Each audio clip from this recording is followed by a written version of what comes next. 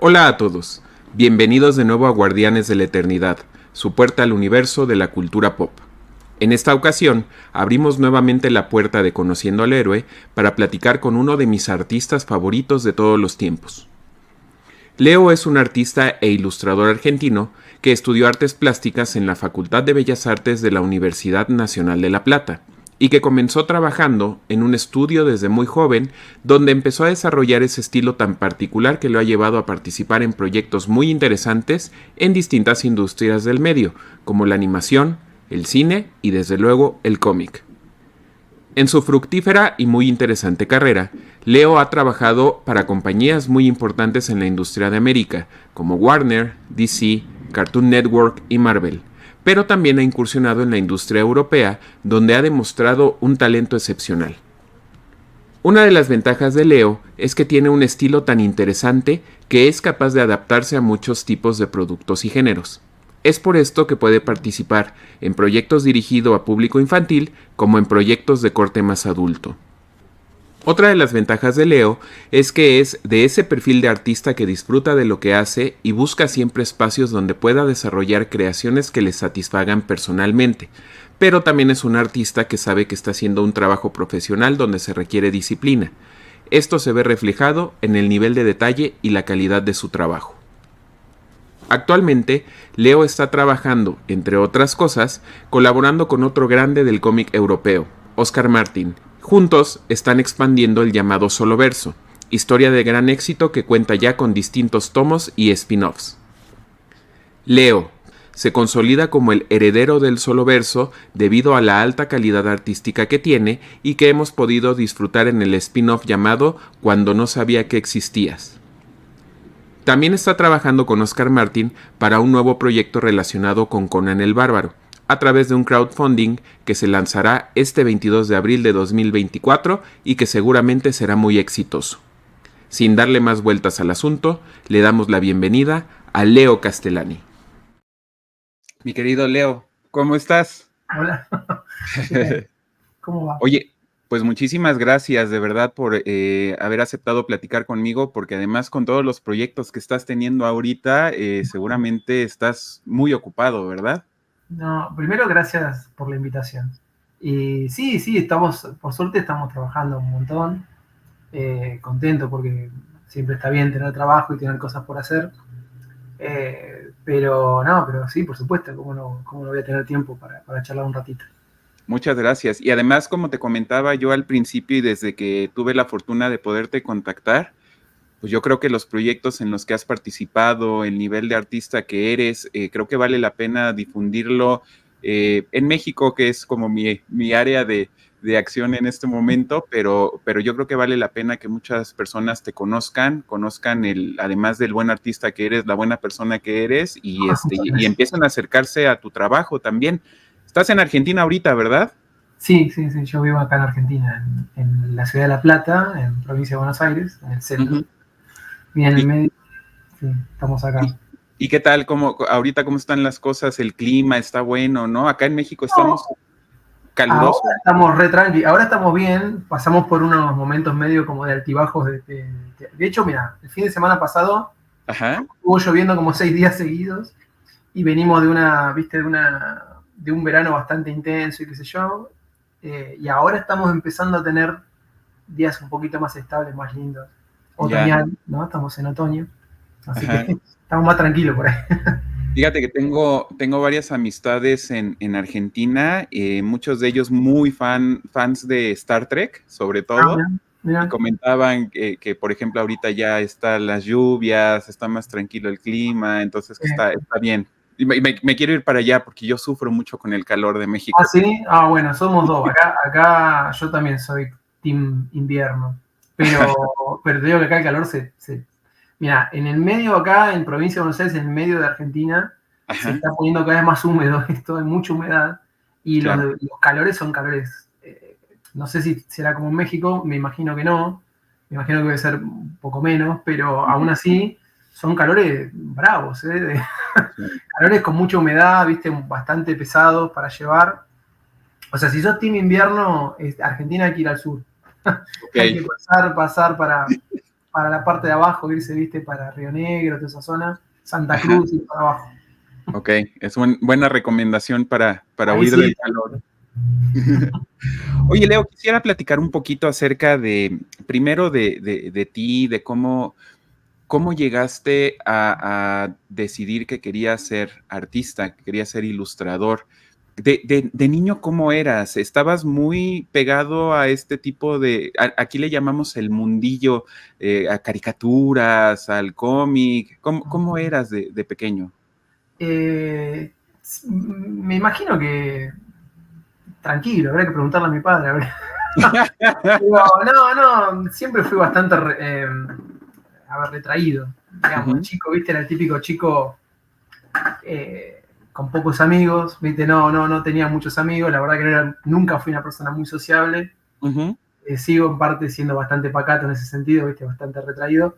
De chico leía mucho, dibujaba muchísimo, estaba siempre, viste, según me cuentan, yo no me acuerdo, pero lo creo, tengo así como fugaces imágenes, ¿no? De estar dibujando frente a la tele, viste, aprender a, Okay. a copiar los dibujitos desde la tele directamente. Uh-huh. Que yo me acuerdo de ver, por ejemplo, El pájaro loco, que Uh-huh. cuando acaba El pájaro loco aparecía el creador Walter Lantz haciendo como una especie de introducción al Sí, en dibujito en blanco y algún negro. capítulo. Claro, y en algún capítulo por ahí te enseñaba a dibujar te mostraban a un animador dibujando ahí a loquillo, como le decían A en el loquillo. doblaje, y yo a partir de ahí ya empecé a darme cuenta que se dibujaba, viste, con estructuras y con figuras geométricas simples y todo eso. Son las primeras imágenes que tengo, viste, copiar a He-Man, copiar a los Transformers, o sea, recordarlos de la tele y tratar de reproducirlos. Y nada, y siempre fui por ese lado. Me gustaba Uh-huh. mucho el cine. De los pocos amigos que tenía yo acá del barrio, viste, había un par que eran bastante fans del cine, bastante cinéfilos, ya más en la adolescencia, ¿no? O en la preadolescencia. Entonces, viste, veíamos muchas pelis en VHS, horror, viste, cine fantástico, ese tipo de cosas, Jim Henson, el Ajá. mundo de las marionetas y toda esa movida, el cine fantástico clásico de los 80, obviamente Star Wars y todo eso. Así que yo iba por ese lado, viste, de chico, y evidentemente, obviamente con los cómics también, ¿no? Con los cómics que se conseguían acá en ese entonces, que eran cómics infantiles mayormente, Mafalda, todo lo que eran los libros de Quino, de Roberto Fontana Rosa, humor gráfico. La Patoruzú, Patorucito, que son clásicos de acá de Argentina, la Condorito, que es un clásico, una historieta clásica Condorito. chilena. Claro, claro. Así que bueno, todo eso, todas esas eran las influencias que yo recibía de chico. Que fíjate que Mafalda, yo no sé si estarás de acuerdo conmigo, pero creo que a veces se disfruta más cuando estás un poco más grande que cuando eres más pequeño, por todo el contexto social, político, ¿no? Y se entiende completamente, porque cuando Uh-huh. vos lees Mafalda de chiquito, ¿viste? Entendés el chiste, digamos, el chistecito, ¿no? Uh-huh. Y por ahí te entusiasma la imagen, la estética, el dibujito tan simple y tan claro de Kino, que era un dibujantazo, tremendo narrador, y entonces, claro, te enganchás por ahí por la cosa un poco más, vamos a decirle, entre comillas, tonta del chiste, ¿no? Sin por ahí tener mucha idea del trasfondo, y a medida que vas Claro. creciendo, vas encontrando esa nueva lectura, ¿viste? Que te hace disfrutarlo el triple. Mis números de Mafalda los tengo, pero se descosen ya, porque los tengo desde que era chico, y se desarman, se me deshacen, porque los he leído tanto, viste, que están ya deshechos, pobres, pero sí, Mafalda es alucinante. Y acá teníamos otro humorista, en realidad era un escritor, un literato fantástico, y fantástico digo, que era fantástico él, era remarcable, Roberto Fontana Rosa, que Claro. gran escritor, que a su vez era un gran humorista gráfico y tenía personajes que, al menos desde mi opinión, ¿no? Nunca tuvo por ahí la Fontana Rosa la exposición global que puede haber tenido una Mafalda, pero Uh-huh. sí acá en Argentina alcanzó un estatus, viste, gigantesco con un personaje que era un gaucho con su perro, que era Inodoro Pereira, Uh-huh. que también aparecía como tira dominical en un suplemento periódico y más. Y Fontana Rosa era como mi otro, viste, pilar en el tema del humor gráfico, era Fontana Rosa y Quino. Eh, Así que bueno, todo eso, ¿viste? Yo estaba ¿Qué, por todo ese lado. qué ganas tengo? Solamente he ido una vez a Argentina, fui a Salto Ah, salto, sí. y fui a Buenos Aires, estuve unos días allá, pero qué ganas de ir porque tienen una diversidad no solamente en el cómic y novela gráfica, en la literatura y demás, tienen cosas espectaculares que muchas veces no nos llegan ni siquiera a México, que estamos en el mismo continente. Entonces, Claro, ¿no? creo que sí valdría la pena como seguir haciendo esfuerzo de difusión para compartir este tipo de cosas. Fíjate que acordándome un poco de Mafalda, me acuerdo que a mí Mafalda me la presentó una tía que era muy, muy fan de Mafalda. Y Mira. siempre me decía que yo era Felipito, porque yo siempre estaba angustiado. Y me Sí. angustiaba la escuela, y me angustiaba la vida social, entonces me decía que yo era Felipito, ese era ella me decía así.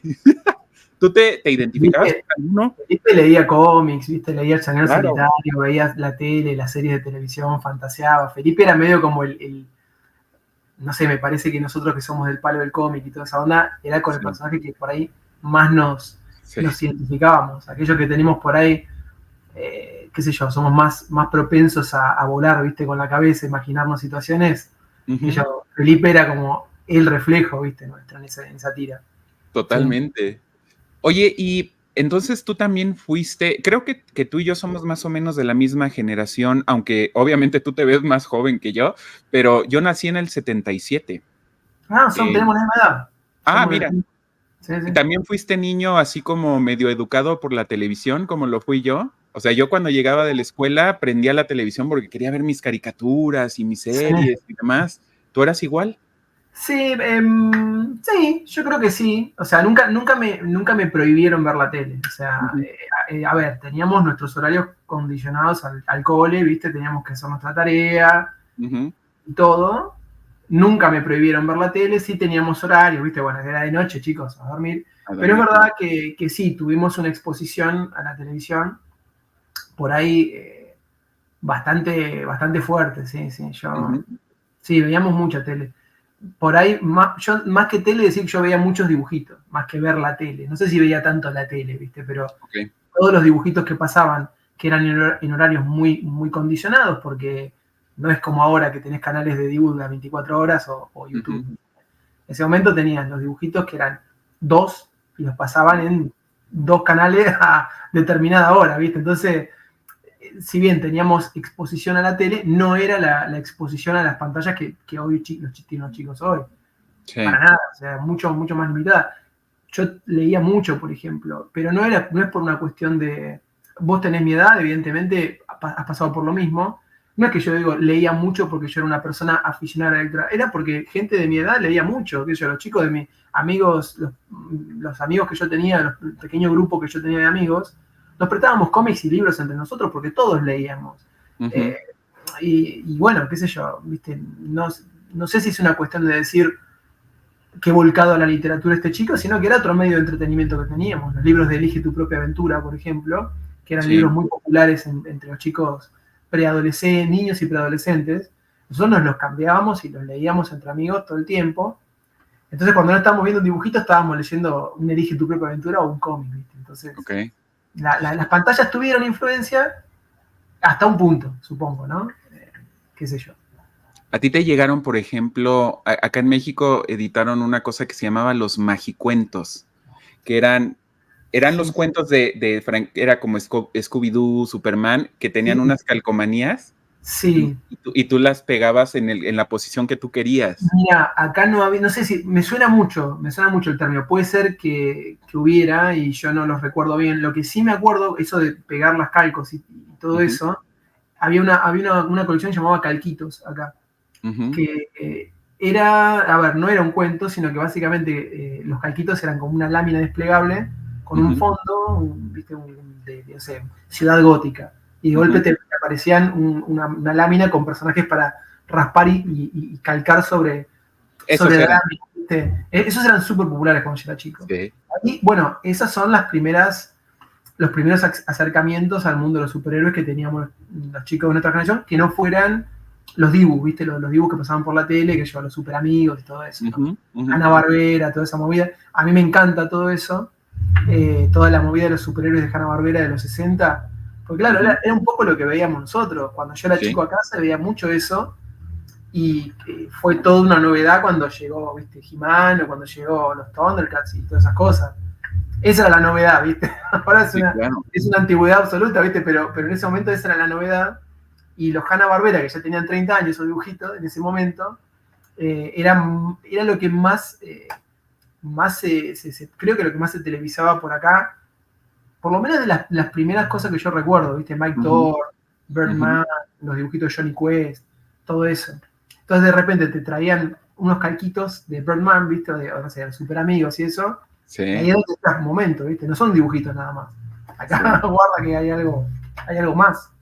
Pues mira, acá eran los Magicuentos y allá eran los Calquitos. Está padre, me gusta mucho el nombre.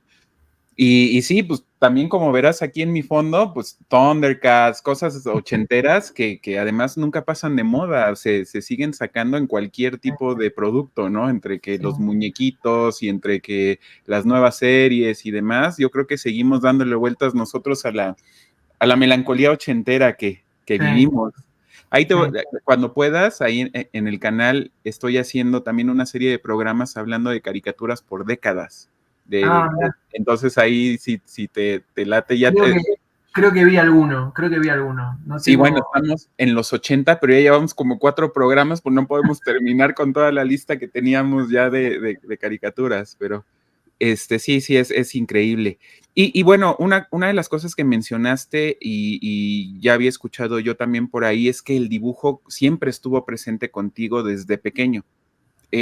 ¿Cuándo es cuando tú dices, voy a tomarlo mucho más en serio y me voy a empezar a dedicar a esto ya hasta a nivel profesional?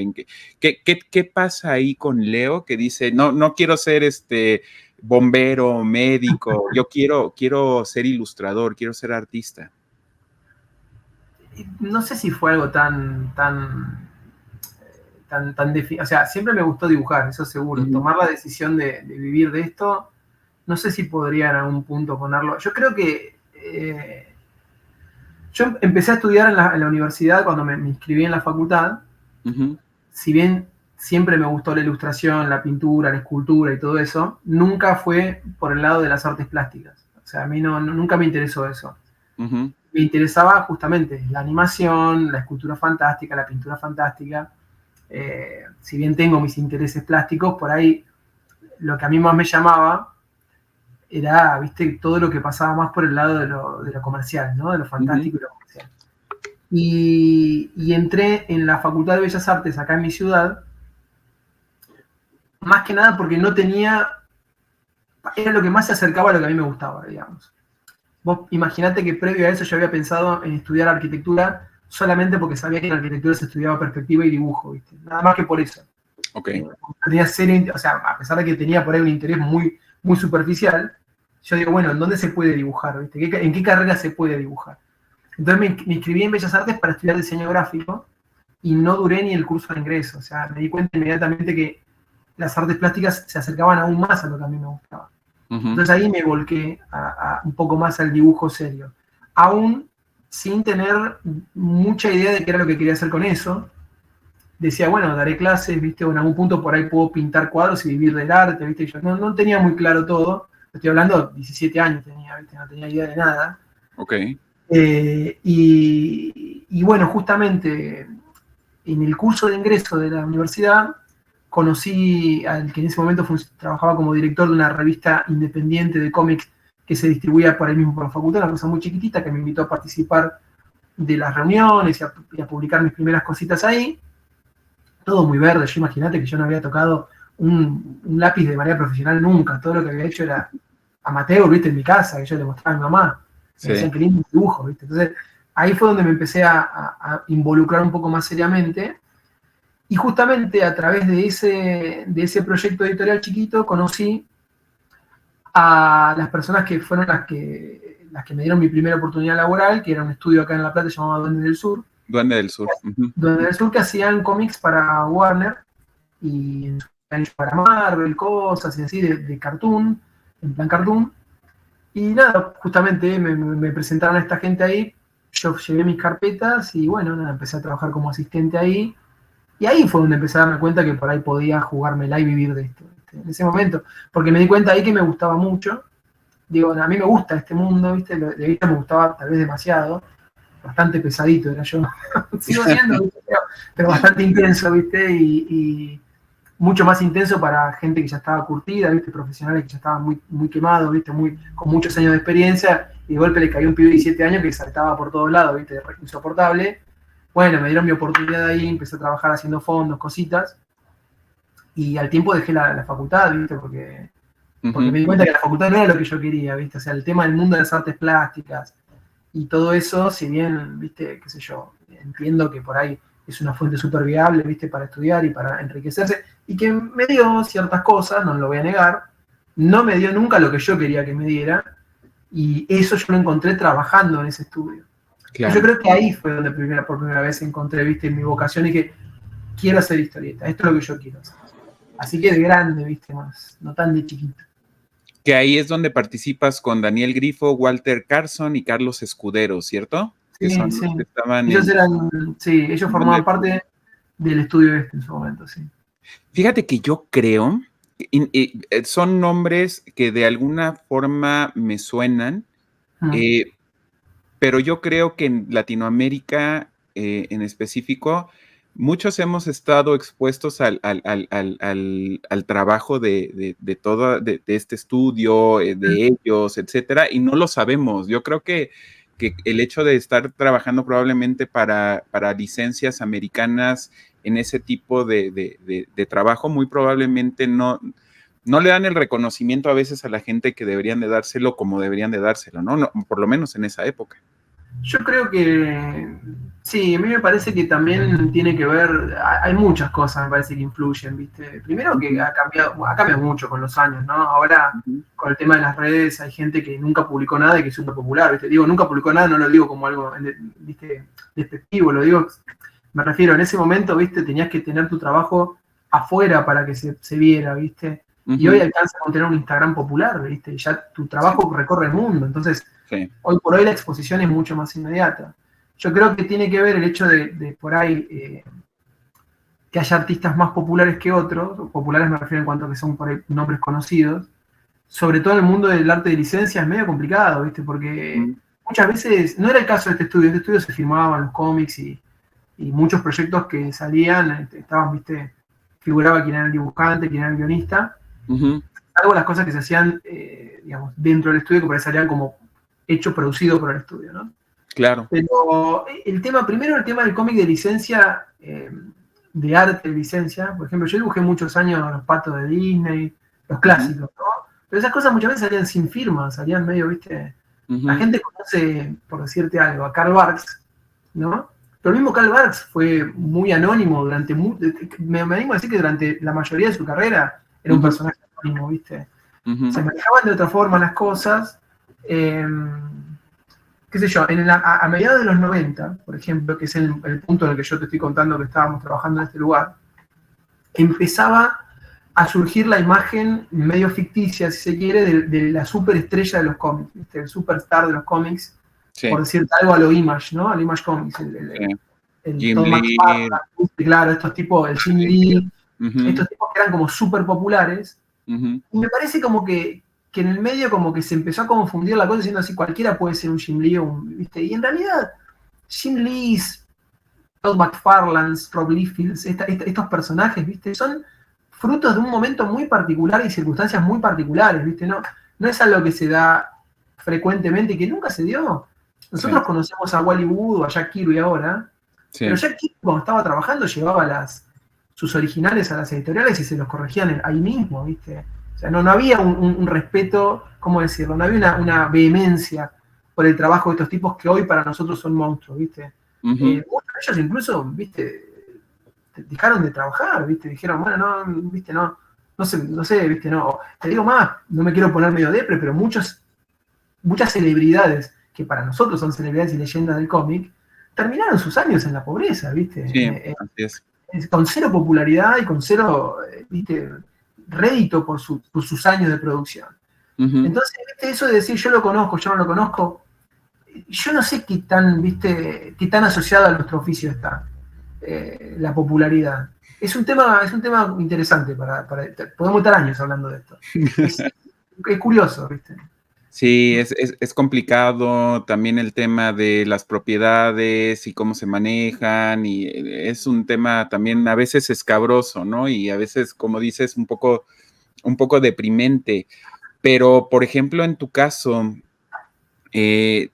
¿cómo fue como experiencia profesional el haber trabajado en este tipo de licencias? Porque además tú pasas también a trabajar para Marvel Animation, haces Super Hero Squad y ese tipo de cosas. Obviamente lo que decías, Pato Aventuras, haces Chip and Dale, Rangers se llaman por acá. ¿Cómo fue para ti eso a nivel profesional? ¿Te dio exposición? ¿Te dio herramientas? ¿Sirvió para que crecieras como artista o fue solamente un paso como algo para pagar cuentas a lo mejor en ese momento? No, a mí principalmente me sirvió para aprender mi oficio. O sea, yo todo eso lo tomo, aún lo que sigo haciendo hoy, para mí es, a ver, lo que yo saco es conocimiento de todo eso.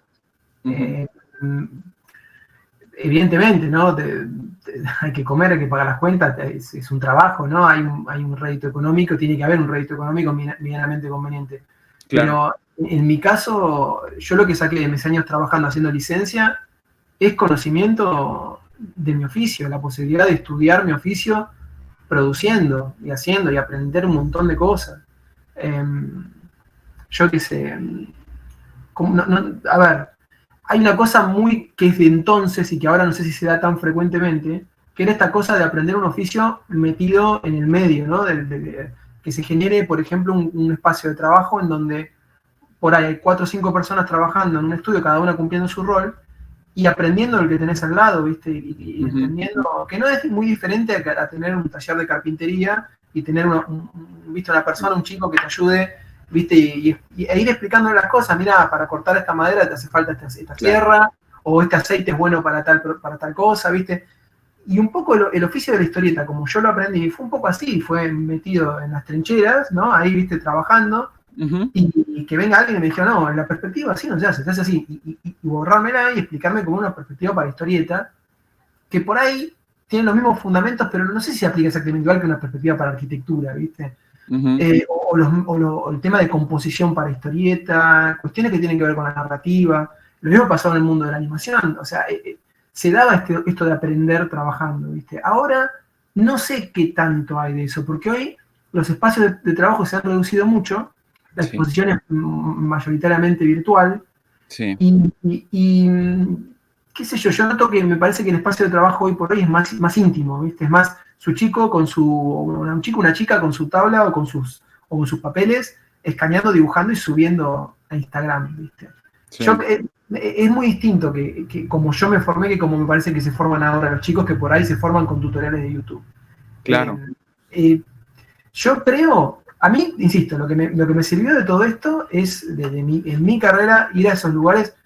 No sé si es tanto exposición, yo no sé cuánta exposición tuve dibujando, qué sé yo, los patos de Disney, porque de hecho lo hice mucho tiempo antes de empezar a dibujar con Boom y filmándolos, ¿viste?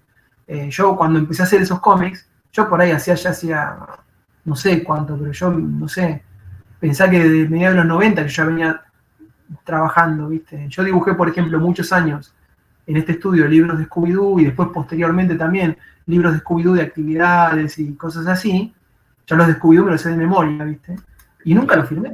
Jamás firmé un libro de Scooby-Doo, ponele, ¿viste? Y dibujé un montón. Ya ni me acuerdo cuántos, ¿viste? Muchas veces me cruzo imágenes, ¿viste? Que digo, esta me parece que la hice yo, porque, ¿viste? Recortan de acá y de allá para productos.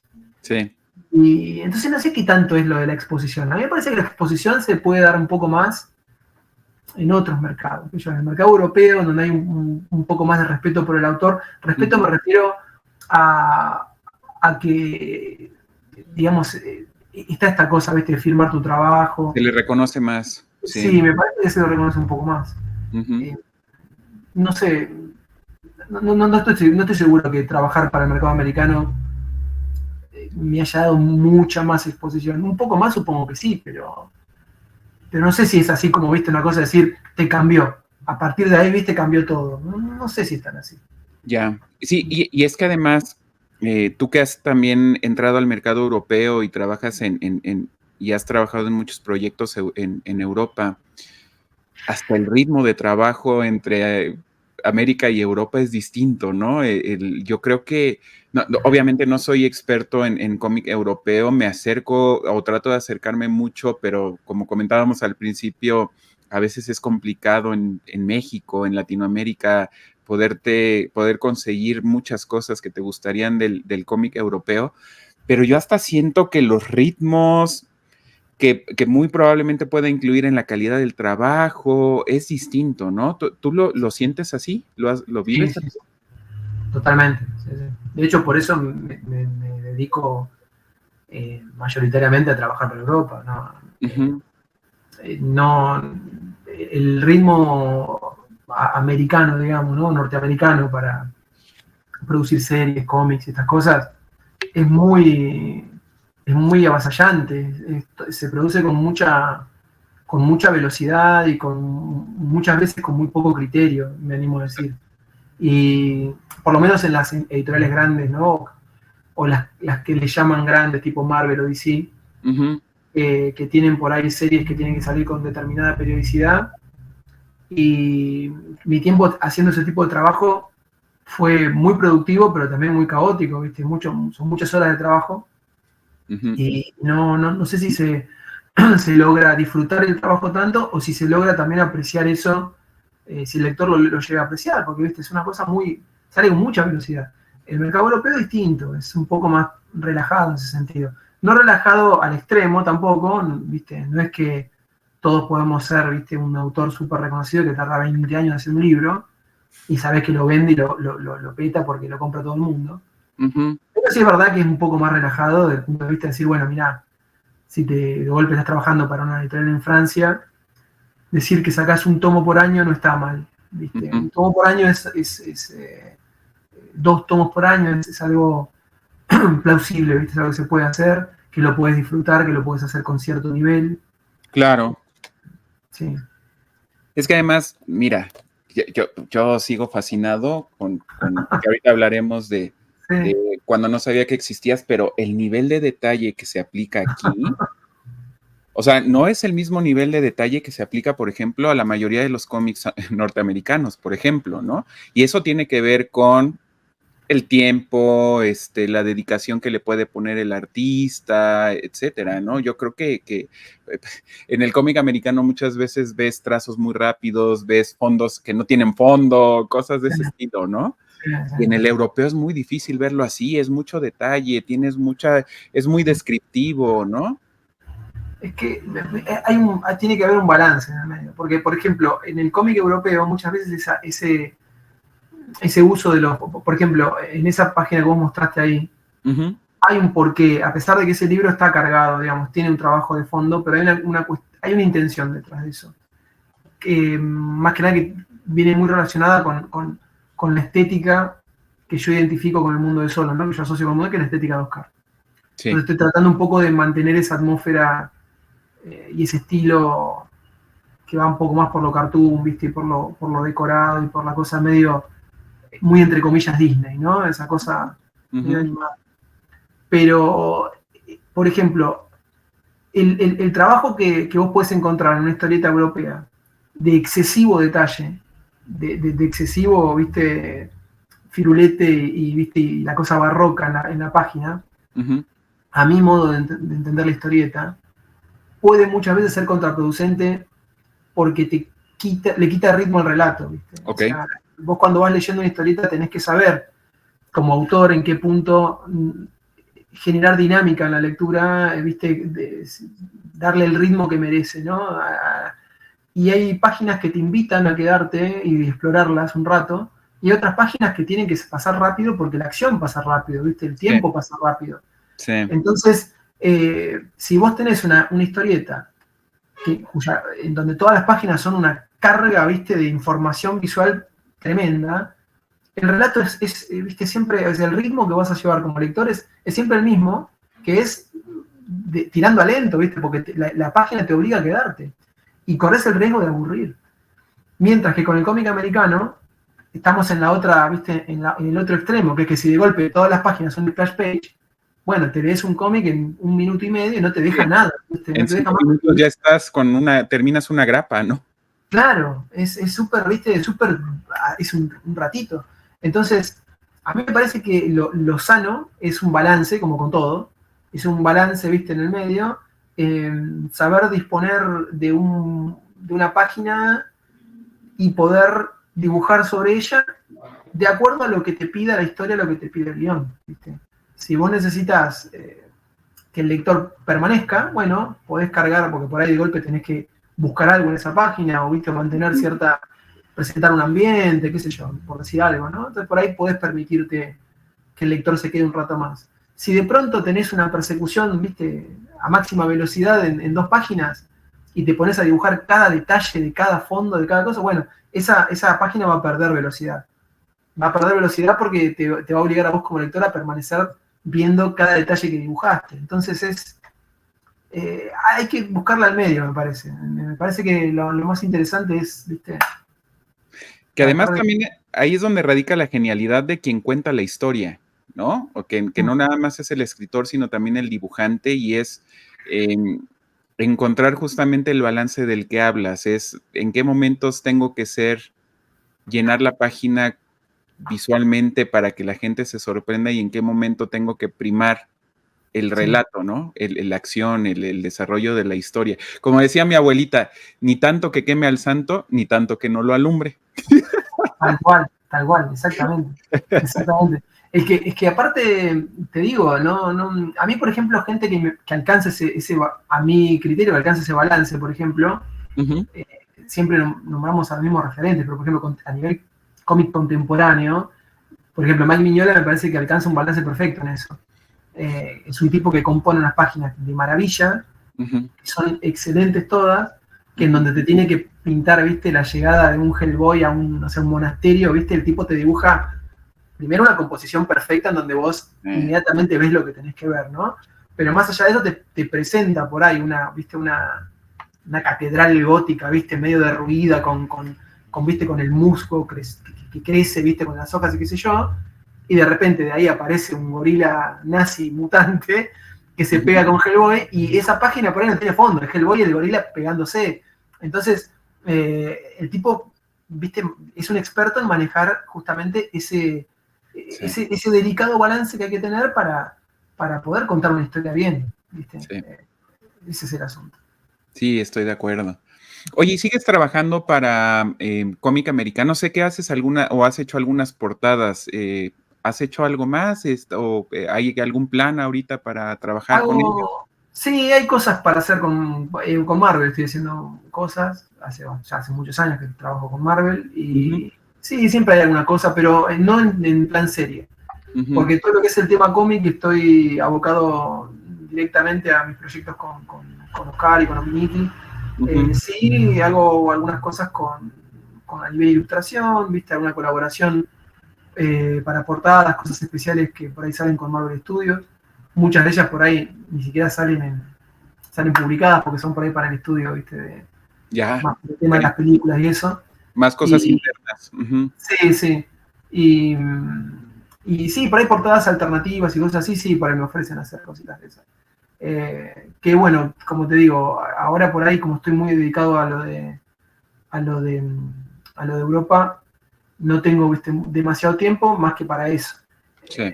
Me han ofrecido alguna serie para hacer y me ha dado bastante pena decir que no, pero no, es como hablábamos hoy, viste, los tiempos son medio tiranos y no llego con todo.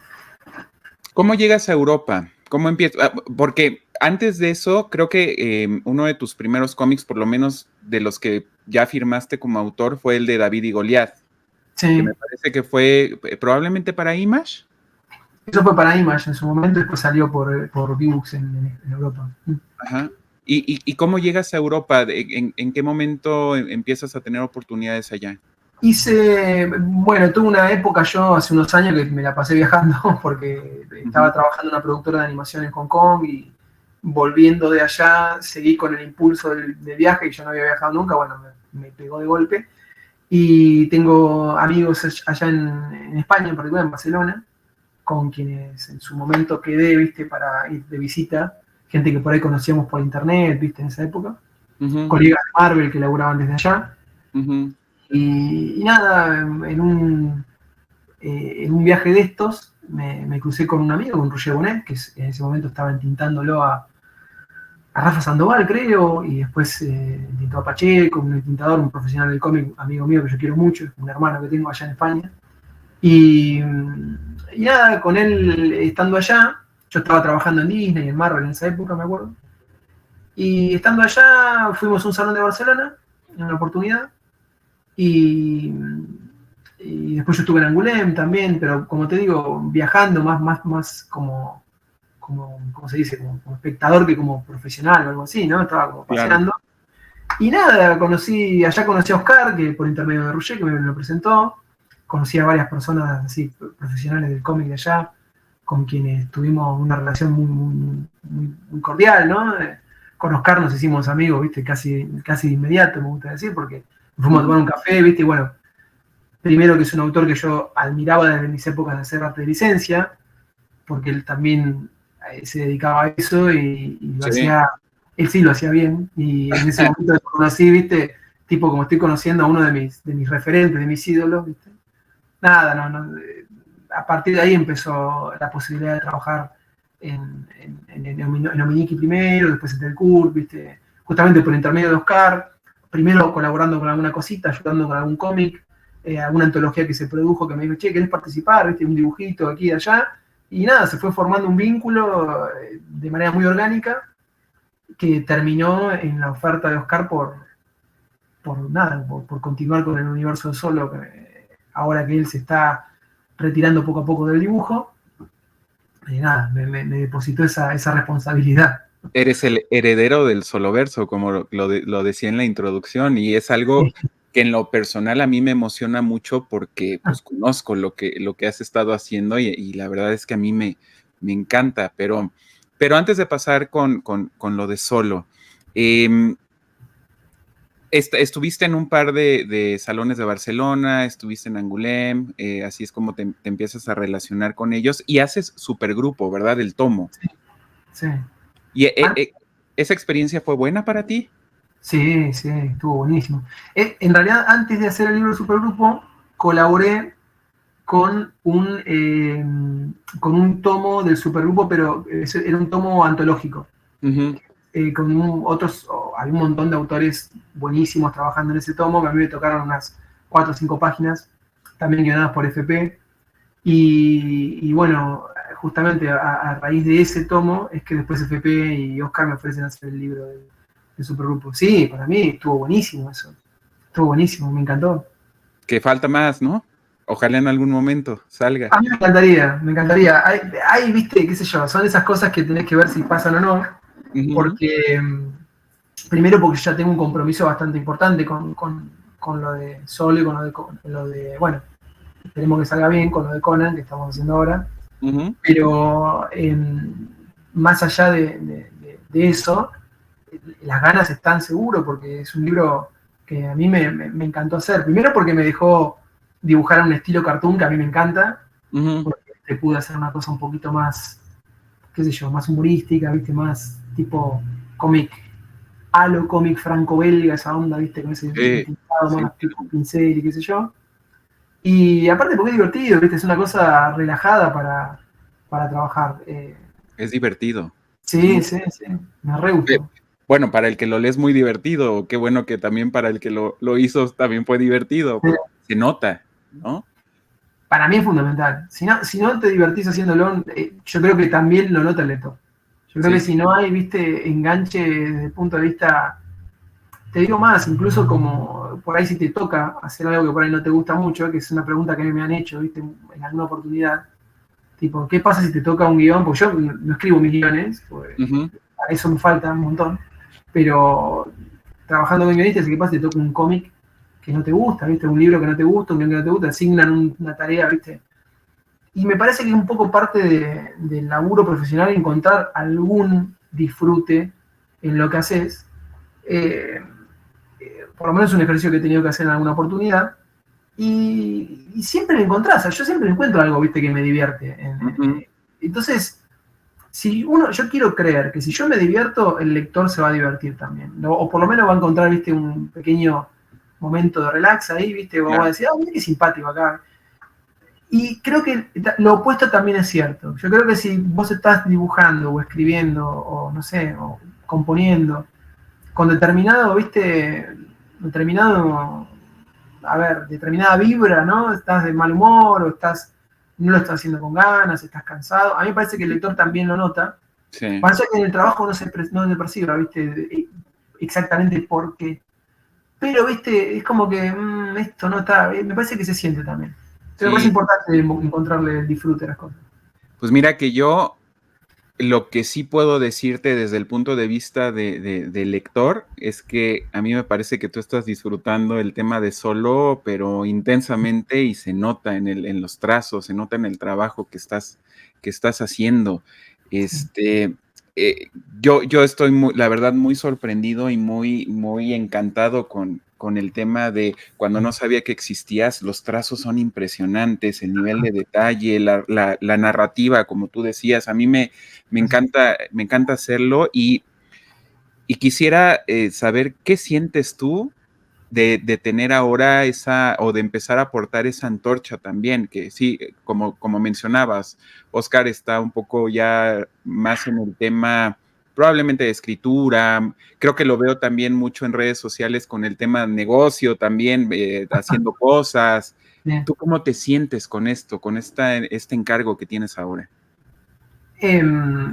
Bueno, a mí me resulta, es un orgullo que me pida una cosa así, Oscar, ¿no? Y yo me lo tomo con mucha responsabilidad.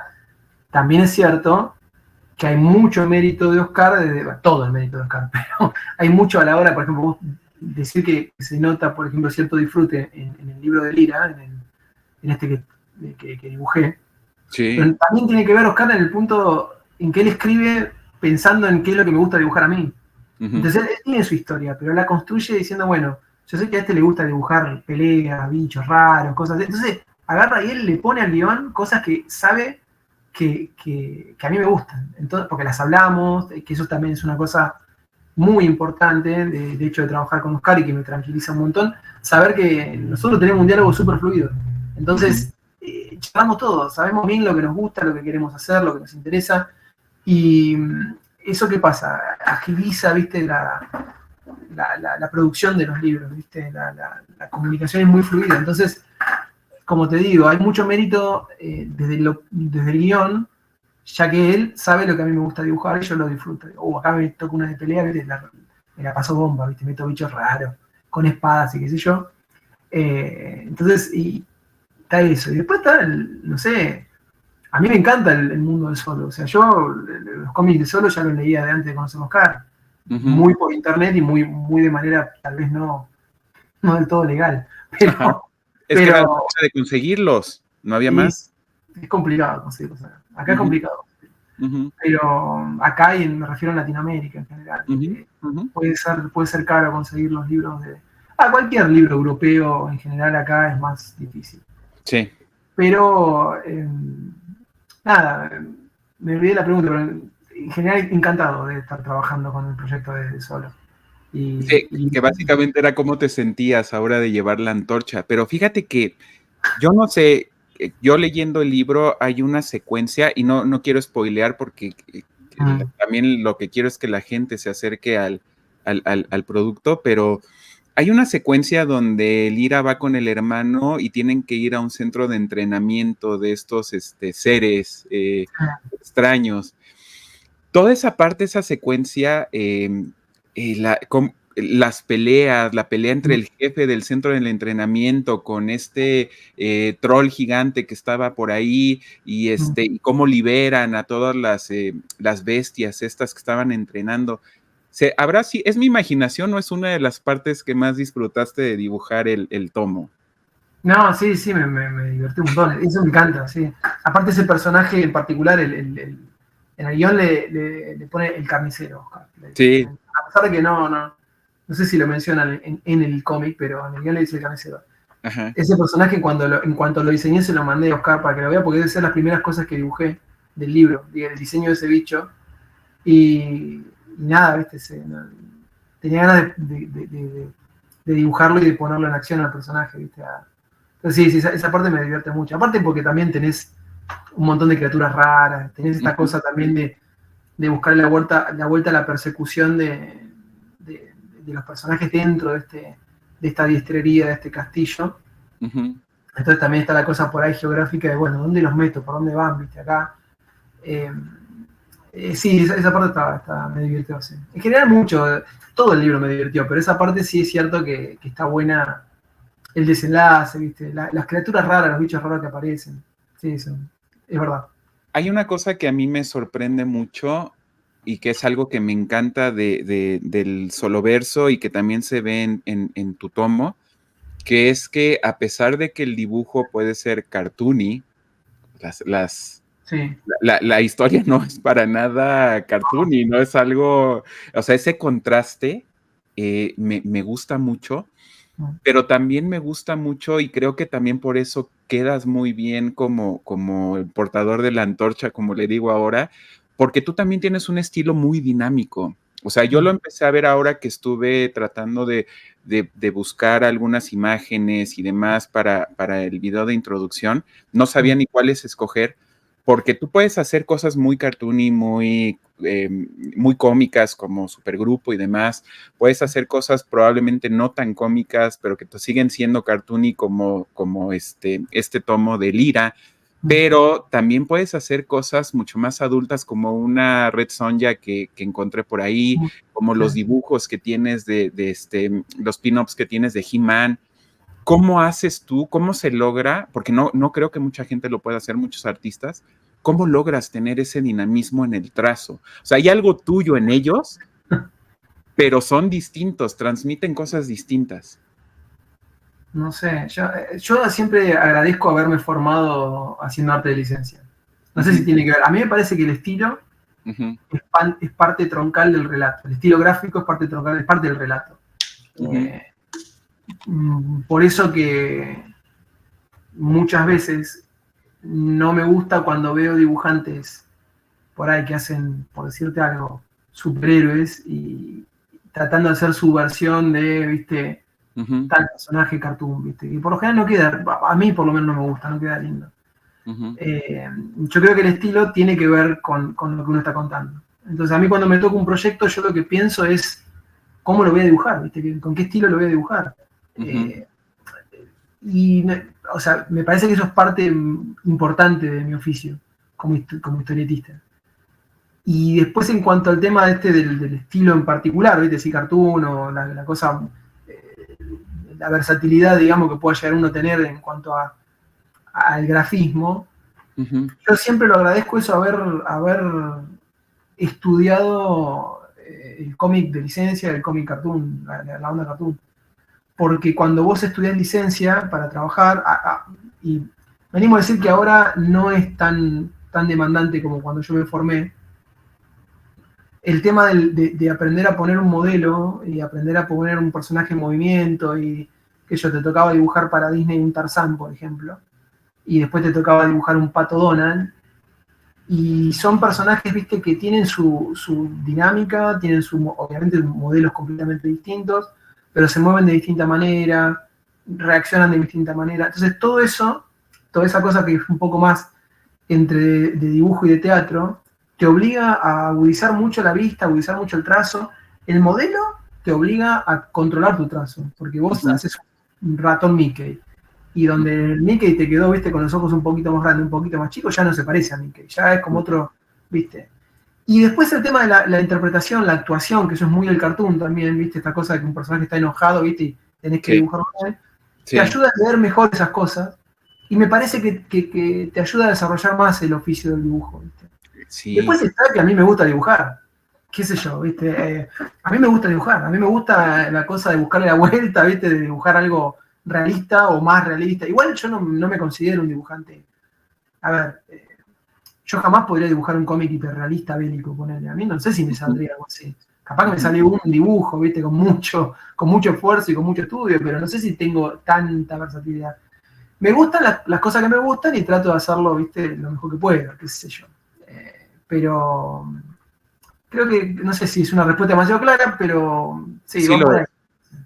Sí lo es y tiene todo el sentido. Tienes toda la razón. Cuando estás dibujando un Tom y Jerry, por ejemplo, pues sabes cuáles son los trazos básicos que debe tener Tom y Jerry, pero también tienes que buscar la manera de hacerlos expresivos y de que parezcan asustados, que parezcan tristes, que parezcan de repente medio malévolos y cosas así. Sí. No es tan fácil. Sí, es muy, me hace sentido que el que tú hayas desarrollado eso desde el inicio te dé como para que puedas modificar cosas. Hay un lobo por ahí que está circulando tuyo, que a mí me encanta, el Superman que puse en el video también me encanta y sabes que es de Leo, pero también eso es otra cosa distinta a una lira, por ejemplo, ¿no? Sí, sí, es como te digo, pega de acuerdo a lo que por lo menos a mí lo que me atrae, viste, de un personaje en particular y la estética con la que yo lo asocio, medio así, ¿no? Qué sé yo, si tengo que dibujar a Lobo, yo pienso en Simon Bisley, ¿viste? Inmediatamente. Y yo no puedo dibujar a Simon Bisley, no puedo hacer como hace él al Lobo, pero, viste, se me viene esta cosa de la línea un poquito más desprolija, más sucia, viste, esta cosa de qué sé yo, medio gamberra, viste, medio exagerada en la anatomía y qué sé yo qué.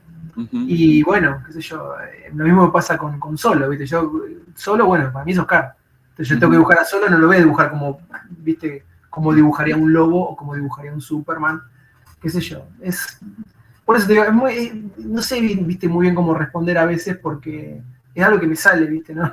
Claro, pero pues es parte de tu genialidad, porque además, por ejemplo, ves un Jim Lee y siempre sabes que es un Jim Lee, porque pues un Jim Lee se parece a un Jim Lee todo el tiempo, ¿no? Sí. Pero, por ejemplo, el tuyo tiene esa versatilidad que te digo que por lo menos por lo que yo como lector puedo ver, pues a veces es muy difícil que un artista lo consiga, porque lo que puede pasar es que tenga un estilo de inicio, trate de modificarlo y evolucionar, y al ratito ya sea algo totalmente distinto. Por ejemplo, a mí me pasaba con Roger Cruz, no sé si lo ubicas. Roger Cruz me suena de los 90, sí, dibujante de los 90, ¿no? Sí. Dibujante de los 90 que hacía mucho X-Men, por ejemplo. Sí.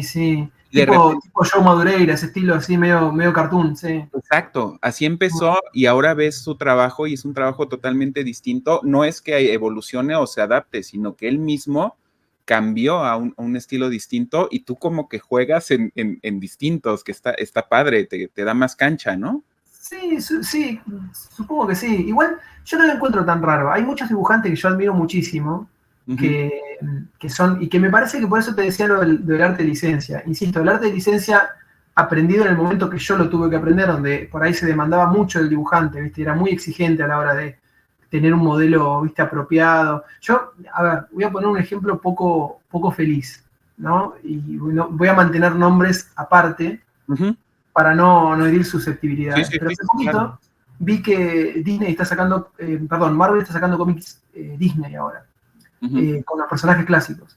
Y vi que sacaron una serie de portadas con el pato Donald, pero disfrazado como si fuera una fusión entre Donald y Wolverine. Y vi todas las portadas que se hicieron, porque me aparecen en el feed, ¿viste? De Instagram, qué sé yo.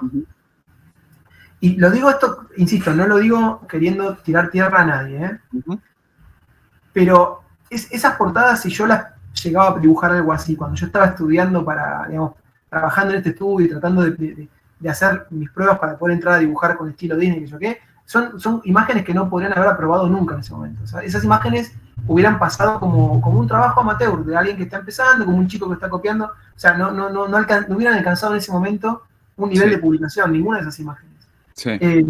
Y no lo digo, no sé si está bien o está mal, ¿viste? Yo lo que digo es que los estándares cambiaron un montón. Y la gente que es de mi generación, y yo te puedo nombrar autores que por ahí son súper conocidos, o sea, anteriores a mí, ¿no? De tipos que yo admiro y que miro con mucho respeto. Oscar mismo, ¿no? Pero qué sé yo, por nombrarte algún otro más. Rubén Procopio, que es un dibujantazo. Rubén Procopio es animador, dibujante, escultor, trabaja en Warner, en Disney, y dibuja cómic realista, y ha hecho el Batman 66 de Adam West para DC Comics, los cómics que ha dibujado él, ha dibujado The Phantom, ha dibujado todo, y es director de animación de Tom y Jerry.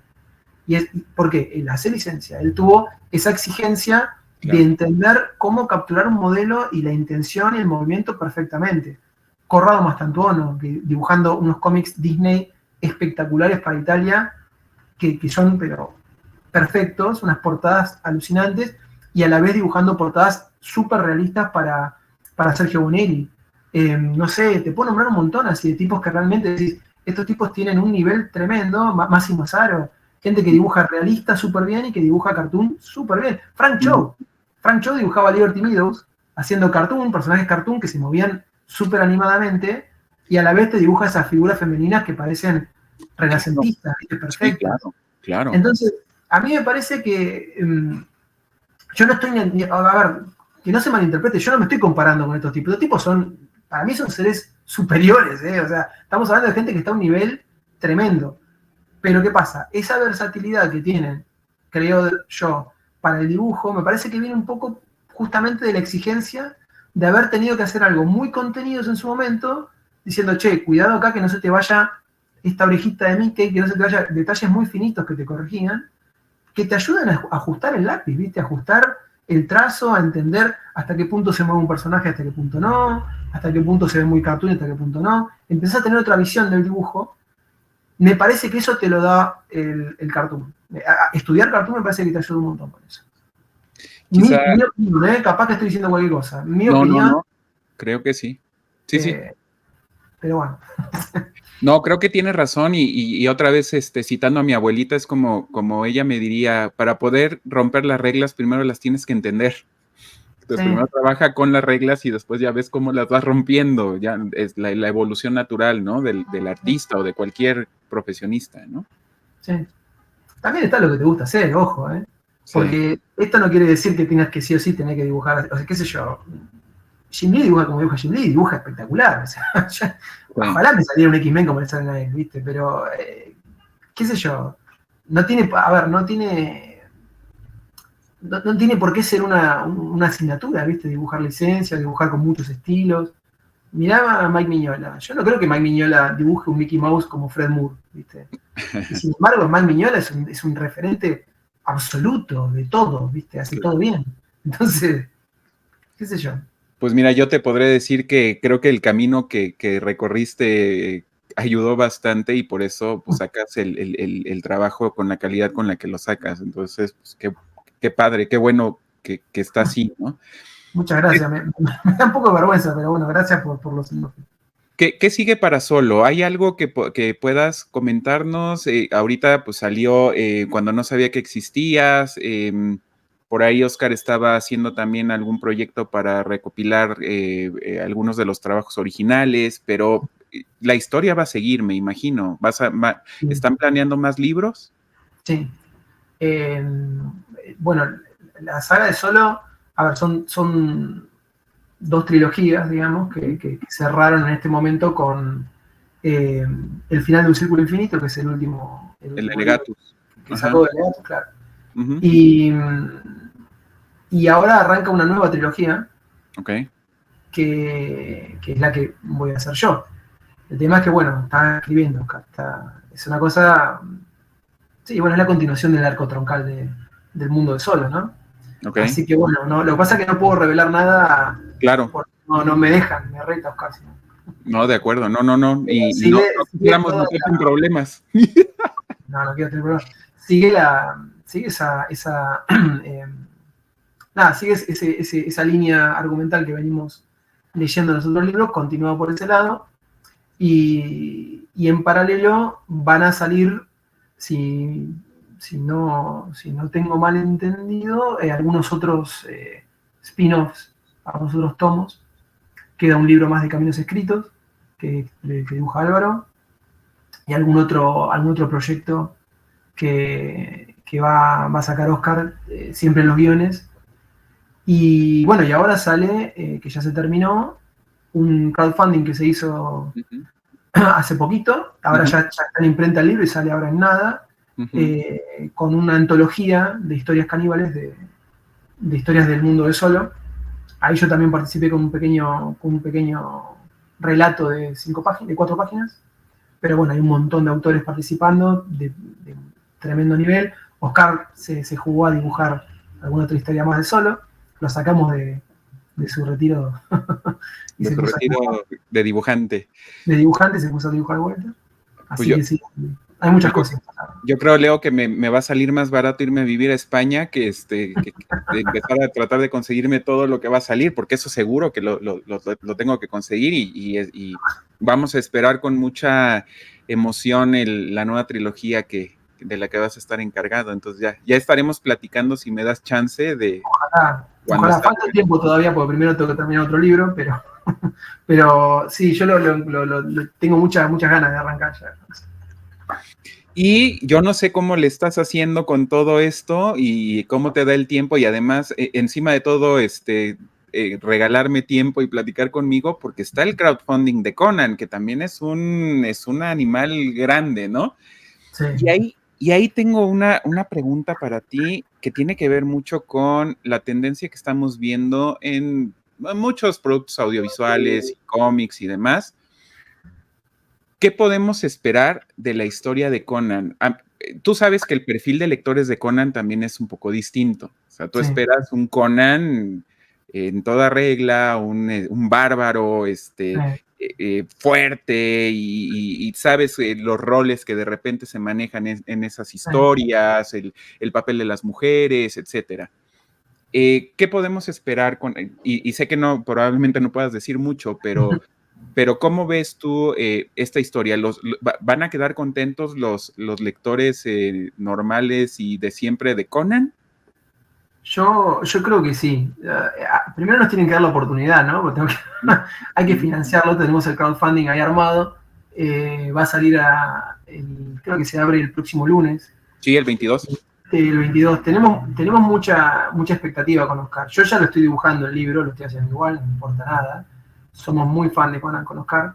De hecho, todo esto surge medio por casualidad, porque yo estaba trabajando en Solo y justamente a raíz de esa secuencia que vos comentabas hoy, donde aparece este bicho monstruoso peleándose a los hachazos con otros bichos más, Oscar me dice, estoy viendo esto que estás haciendo acá y tengo ganas de hacer algo, me dice. Pero me tenés que decir a ver qué opinás, qué sé yo qué. Y nada, nos juntamos a charlar y obviamente que sí inmediato, porque me dice, quiero hacer una de Conan, bla, bla, bla, querés dibujarla, qué sé yo, con tu estilo, bla, bla, bla, bueno, de cabeza. Porque, como te digo, somos muy, muy lectores de Conan. El tema es que nos gusta mucho, y con esto voy a tratar de responder la pregunta sin spoilear demasiado. Con Oscar nos gusta mucho el aspecto más pulp de Conan, la cosa más cómic, ¿viste? Más Roy Thomas, más, ¿viste? Que por ahí es también un poco la más popular, ¿no es cierto?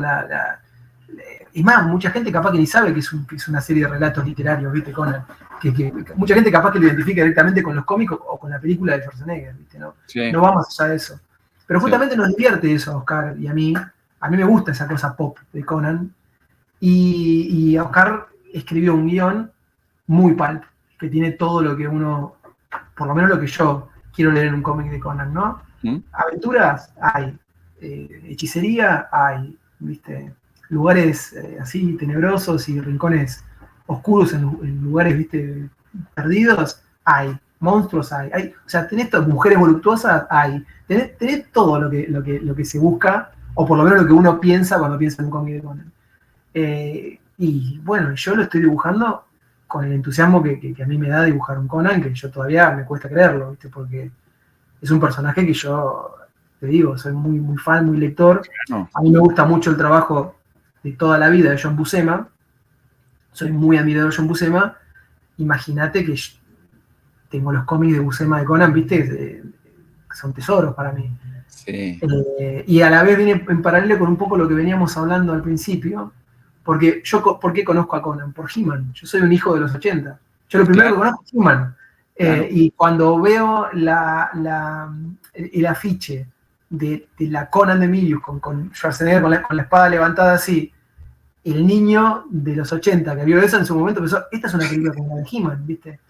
Entonces yo vengo con los muñecos de He-Man, los mini cómics de He-Man entintados por Alfredo Alcalá, la película de Conan, el Conan de Roy Thomas dibujado por Buscema entintado por Alcalá. O sea, vengo con todo ese bagaje, las pinturas de los juguetes. Yo te señalo acá porque yo acá tengo algunas cajas de juguetes de He-Man de los viejos. Bueno, los juguetes cuando yo era chico con unas cajas. Las pinturas de Rudy Obrero, Símil Fraceta, Frank Fraceta pintando a Conan. O sea, está todo como muy encadenado en lo que es mi amor por la fantasía heroica, por la espada y brujería y todo esto. Entonces, muy fan, muy pulp lo mío, ¿viste? Muy popular. Con Oscar pasa lo mismo. Por ahí no sé si yo tengo un conocimiento enciclopédico del mundo de Conan. Sí, evidentemente tengo mi colección de libros y he leído a Howard un montón y creo que conozco bastante. No soy de estos que te van a decir exactamente, ¿viste? Así señalando el mapa, pero nos gusta la acción, nos gusta el pulp, nos gusta la aventura, nos gusta todo lo que eso representa. Gráficamente me gusta todo eso que te estaba contando recién. Sí. Y yo creo que, genuinamente lo digo, creo que la gente, el fan de Conan, creo que va a encontrar lo que quiere ver. Lo digo con honestidad. Vamos, hay que ver ahora, hay que ver si sale así. Yo estoy seguro de que va a salir, por lo menos acá ya convencí a 2, 3 de mis amigos que también son fans y le van a entrar al crowdfunding, entonces ya estamos también en el trabajo de promocionar el proyecto. Yo me quedo tranquilo porque pues, obviamente hemos estado hablando de lo mucho que a mí me gusta tu trabajo y estoy seguro, pues hemos visto 2, 3 imágenes que andan por ahí también rondando en redes sociales del Conan que estás haciendo, entonces yo no tenía duda de que a nivel artístico dibujo iba a estar muy bien, pero sí tenía y quería compartir con la gente que nos va a ver, que va a ver la entrevista o la plática, pues que también a nivel narrativo esto pues va a ser un Conan que todos estamos esperando también. ¿Te has fijado, Leo, que y me da mucho gusto de verdad que lo hagas, que tomas también proyectos de grandes legados? Estás con Solo, estás con Conan, y no dudo que tienes tú la capacidad artística, la evolución artística para tomarlos, pero ¿te has fijado que cómo te va llevando el camino profesional a que tomes estos proyectos? Sí, no me estoy medio, perdón, lo habrás notado, estoy con la voz medio, vengo con la garganta medio floja, por eso estoy tomando mate cada tanto para lubricar un poco. Te decía, yo me tomo las cosas, viste, como vienen, qué sé yo, no quiero proyectar demasiado porque también es verdad que como yo he tenido mucha suerte con mi carrera, no me puedo quejar, la verdad que he podido dibujar lo que me ha gustado y qué sé yo, pero me tomo las cosas, viste, de a poquito y paso a paso. Yo insisto, lo de Conan quiero ver cómo le va, vamos a ver, tenemos una campaña por delante que hay que hacerla, yo creo que a la gente le va a gustar mucho. Yo estoy súper entusiasmado, estoy dibujando un montón.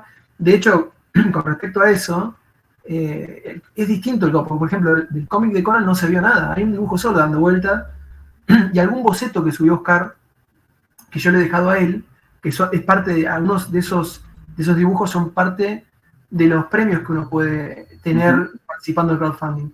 Y son justamente especiales esos dibujos. A mí me costó un poco desprenderme, porque son dibujos que yo hice explorando, buscando al personaje. O sea, son parte del proceso creativo que tuve para encontrar al tipo de Conan que quiero dibujar yo. Entonces, no se vio mucho. Y hay varias páginas ya hechas, ya el proyecto está encaminado.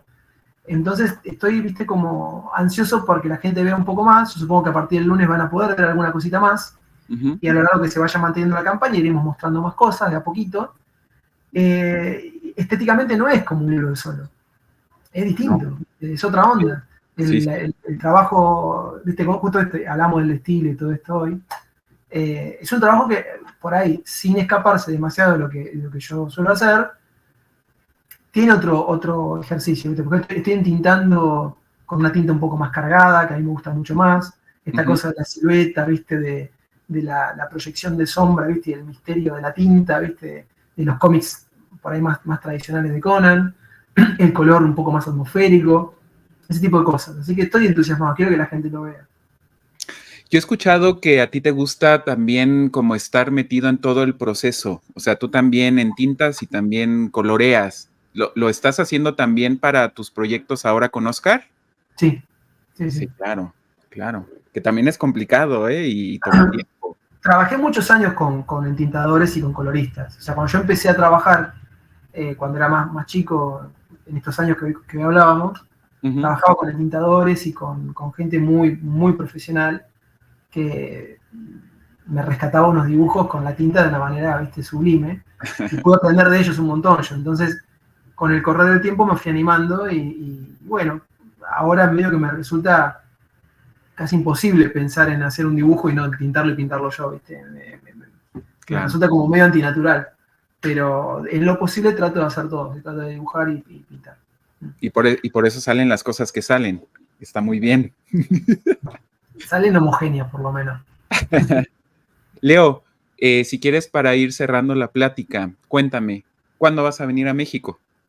Cuando me inviten, yo pero encantado, me encantaría ir a México, me encantaría. Tengo amigos allá, gente conocida, me encantaría poder visitar México en algún momento. Ahora, no sé, las cosas están medio complicadas para viajar por acá, por lo menos en mi caso, porque tengo muchas cosas que hacer, muchas responsabilidades, ¿viste? Vine de un viaje medio largo al principio del año, que estuve justamente en España, ¿no? En España. Entonces ahora estoy muy dedicado al trabajo y todo, pero me encantaría viajar por ahí a algún evento, estaría bueno, ¿viste? Alguna cosa así, me encantaría. Y si no, de turismo y ya, ¿viste? Hacer pues un rato. Aquí tienes tu casa, aquí tienes un amigo. Ya estoy empezando a pensar en una agencia de turismo porque también soy bueno para enseñarle a la gente las bondades de la Ciudad de México específicamente. Bueno. Entonces ya sabes que aquí eres bienvenido y tienes un amigo también para que puedas llegar. Nada más vivo con mi gatita, entonces si te gustan los gatitos seguramente estarías muy feliz. Qué bueno, sí, me encantan, los animales me encantan. De hecho, bueno, vos fíjate, mi papá estuvo en México hace un par de años atrás, encantado de allá, estuvo de viaje, qué sé yo, y me dice, tenés que ir con Romy, que yo tienen que conocer, siempre me dice de ir para allá, para México, porque yo le cuento justamente que tengo conocidos allá, tengo alumnos de mi taller de historieta que son de allá de México, y siempre hablábamos, ¿viste? A mí me encantaría, aparte me gusta mucho la comida de allá. Ah, bueno, sí, claro. Sí, es un pendiente seguro. En algún momento me van a tener por allá molestando, segurísimo. Pues mira, yo estoy seguro de que lo que viene de Solo va a ser muy exitoso. Habrá que buscar la manera de que podamos promoverlo más acá en México. Yo estoy seguro de que el crowdfunding de Conan va a ser un bombazo. Aquí en México específicamente hay mucho lector de Conan que viene desde los 80 igual. Acá salían unos tomos pequeños, unas grapitas que eran, se le llama tamaño águila, con hojas color sepia. Sí, sí. ¿No? En Argentina estaban también. Bueno, te voy a tirar un adelanto. Primero porque el crowdfunding o sea, se puede participar desde México. Se puede, a ver, porque de Argentina hay complicaciones con el tema impositivo y demás. Entonces, creo que se puede participar, pero es más complicado. Pero desde México se puede, y hay promociones incluso con la gente de Dominique y todo. O sea que el libro, si participás del crowdfunding desde México, el libro te llega sin problemas. Pero, y acá voy a hacer un poco de autopromoción descarada, ¿no? Con respecto al libro imagínate, nosotros ya tenemos claro cómo va a ser el libro y sabemos todo. Y es un lindo libro. Digo, como además de la historia de Oscar, que está buenísima, es un libro estamos hablando de un libro de buen tamaño, tapadura, una cosa muy, muy linda, muy bien armada, muy bien diseñada, que viene con muchos extras, es una edición muy particular que estamos haciendo con Oscar. Justamente por todas estas cosas, sabemos que la gente que participa es fan y le queremos dar algo que sea, viste, que digan, esto sé que lo tengo yo y lo tiene muy poca gente. Así es. Porque va a ser una edición muy especial. Va a venir con muchos extras, muchas cosas. Lo del papel que me estabas nombrando, por ejemplo, una decisión que tomamos con Oscar es no utilizar cualquier papel. Justamente porque nos gusta la cosa pulp, nos gusta la cosa, viste, que tienda a la experiencia que teníamos nosotros cuando leíamos. Claro. Conan. Claro. Es un poco la cosa que hablamos hoy. Disfrutémoslo nosotros primero y esperemos que la gente se prenda con eso. Entonces, el papel es un papel particular, el libro es un libro con una edición muy particular, con un tamaño muy particular, yo creo que a la gente le va a gustar mucho. Nada, yo vuelvo a lo mismo, ¿no? Yo creo que es un libro que al fan le va a gustar mucho. Y es una edición muy especial. No va a ser cualquier cosa. Entonces, atención. Pues cierra el ciclo perfecto, porque vamos a tener una muy buena historia, vamos a tener un arte espectacular y además una edición de lujo. Entonces yo creo que tiene todos los ingredientes y ya sabes, Leo, que pues aquí estamos listos para promoverlo también. Yo ya estoy ya está en mi agenda que el 22 a primera hora despertando, yo ya estoy ahí viendo cómo apoyo y demás y consiguiendo mi tomo. Y de verdad quiero agradecerte mucho que hayas tomado el tiempo para platicar conmigo. De verdad, espero no haberte faneado mucho, pero pues a mí me encanta tu trabajo. Para nada, muchas gracias. Y de verdad, muchas gracias. Me daría muchísimo gusto tener después la oportunidad de conocerte en persona, que vengas a México. Hay que empujar aquí con los eventos. Tenemos un par de convenciones en México de muy buena calidad, entonces habrá que empezar a hacer por ahí también promoción para que te inviten y cuando vengas de turista, si vienes de turista, pues aquí tienes un amigo siempre para que te enseñe la mejor comida y los mejores lugares en la ciudad. Buenísimo. Gracias, Rodrigo. Muchas gracias. Y muchísimas gracias. Pues te dejo, nada más cierro con el cierre del programa, pero por favor no te desconectes para que me pueda despedir de ti tras bambalinas como se debe, pero de verdad muchísimas gracias por el tiempo. Al revés, gracias a usted. Bueno, pues entonces cerramos esta plática con Leo. De verdad, ya en redes sociales estaremos platicando mucho acerca de lo que viene de Solo, de lo que viene del crowdfunding de Conan. Vamos a estar promoviéndolo muy, muy fuerte para que tengan la oportunidad todos los que nos están viendo y los que nos van a ver después también de hacerse con todo este material que vale mucho la pena. Y pues nos estamos viendo en otro programa de Guardianes de la Eternidad. Cerramos la puerta por hoy. Muchísimas gracias a todos y cuídense mucho.